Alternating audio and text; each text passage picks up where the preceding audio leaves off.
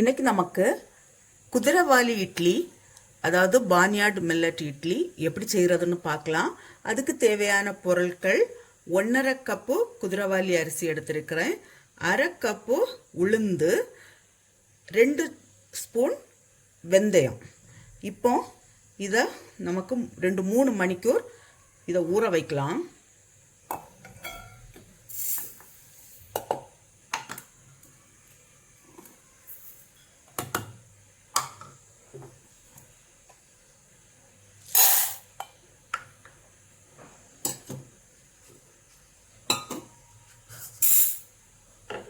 இதை இப்போ நல்லா க்ளீன் பண்ணிட்டு 3 மணிக்கூர் ஊற வைக்கலாம். இப்போ 3 மணிக்கூர் ஆயிடுச்சு. இதெல்லாம் நல்லா ஊறி இருக்கு. இதை இப்போ மிக்சியில் அரைச்செடுக்கலாம். அதுக்கு முன்னால் ஒரு 1/2 கப்பு போல் அவல் எடுத்து இதையும் நமக்கு தண்ணியில் ஊற போட்டு வைக்கணும். ஒரு 10 நிமிஷத்துக்கு முன்னால், இதை அரைக்கிறதுக்கு 10 நிமிஷத்துக்கு முன்னால். நான் இப்போ இந்த உளுந்துக்கு அரைக்கிறதுக்குள்ள ஊற போட்ட தண்ணியை தான் நான் எடுக்கிறேன். இது ஒரு 10 நிமிஷம் ஊறட்டும். இதை அரைச்செடுக்கலாம்.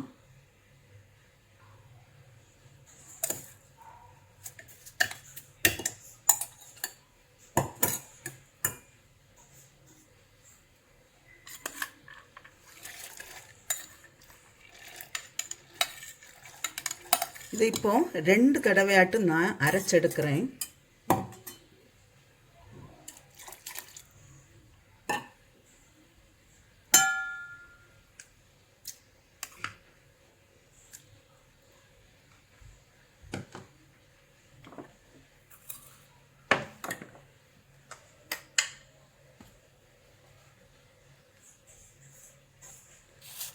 நான் சால்ட்டும் போட்டு தான் அரைக்கிறேன்.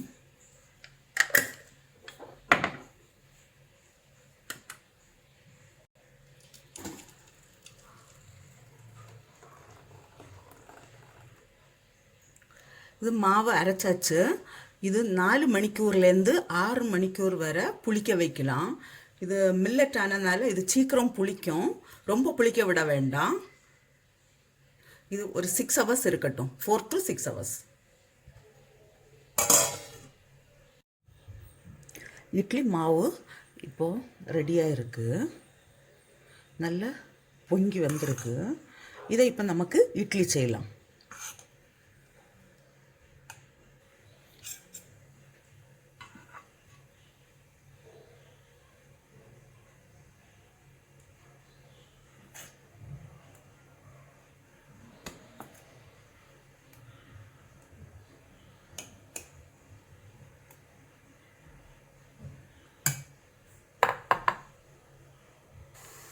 இட்லி குக்கரில் தண்ணி வந்து கொதிக்குது.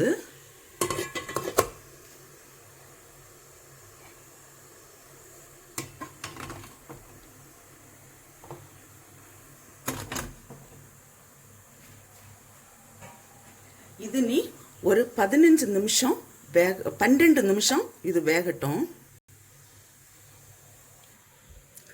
இட்லி வேகக்கூடிய நேரத்தில் நமக்கு ஒரு சட்னி அதுக்கு ரெடி பண்ணலாம். அதுக்கு தேவையான பொருட்கள்: 3 தக்காளி, ஒரு பச்சை மிளகாய், ஒரு 6-7 பல்லு சின்ன வெங்காயம், 6-7 பல்லு பூண்டு, காஞ்ச மிளகாய் 6, பொட்டுக்கடலை 1 டேபிள் ஸ்பூன், இது கொள்ளு, இது 1½ டேபிள் ஸ்பூன், காயம் 1/4 ஸ்பூன் வேணும். இப்போ இது எப்படி செய்கிறதுன்னு பார்க்கலாம்.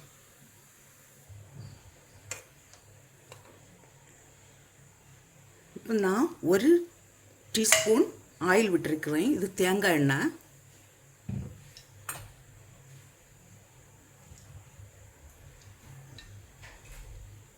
ஃபஸ்ட்டு பூண்டு போடுறேன்.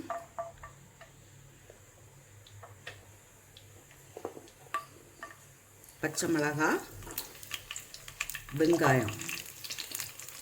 இது இப்போ கொஞ்சம் ஃப்ரை ஆகட்டும்.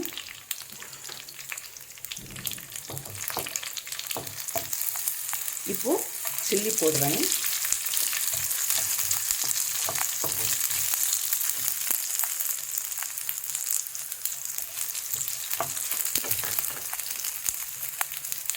கொள்ளு,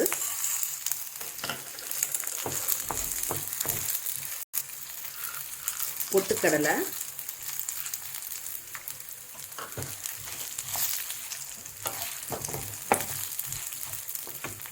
தக்காளியும் போதும்.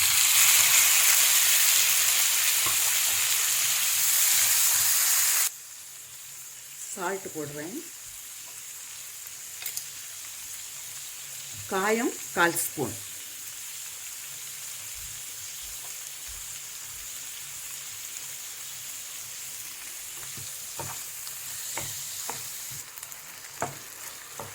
தக்காளி வதங்கினது போதும். நான் இப்போ ஸ்டவ் ஆஃப் பண்ணுறேன். இது ஆறின பிறகு நமக்கு இதை அரைச்செடுக்கலாம். இட்லி வெந்தாச்சு. இது நீ கொஞ்சம் ஆறட்டும், நமக்கு எடுக்கலாம். சட்னிக்கும் அரைச்சாச்சு. இப்போ சட்னி செய்ய தொடங்கலாம்.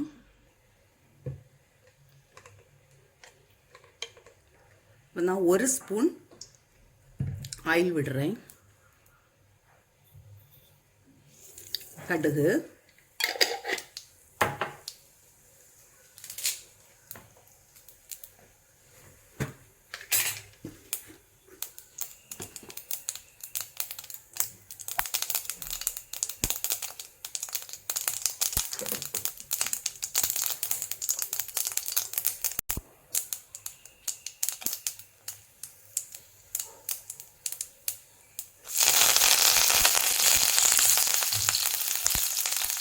இப்போ நம்ம அரைச்சி வச்சிருக்கிற அந்த கலவையை விடலாம்.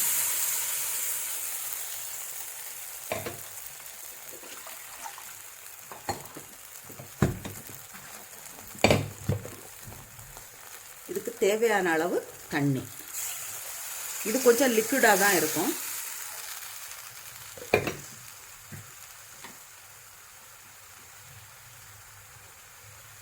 சால்ட்டு,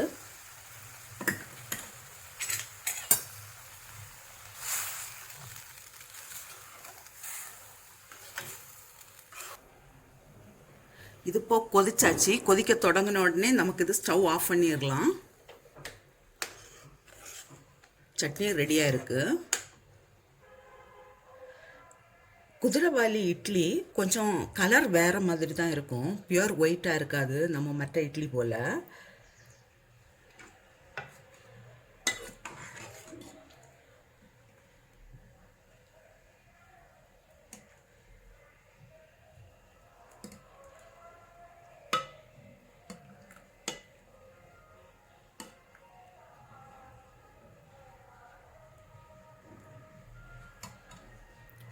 இதே போல் நீங்களும் செய்து பாருங்கள். இது ரொம்ப ஆரோக்கியமானது. செய்து பார்த்து உங்களுடைய கருத்துக்களை தெரிவிங்க. உங்களுக்கு இந்த சமையல் பிடிச்சிருக்குன்னா சப்ஸ்கிரைப் பண்ணுங்கள். உங்களுடைய ஃப்ரெண்ட்ஸுக்கெல்லாம் ஷேர் பண்ணுங்கள்.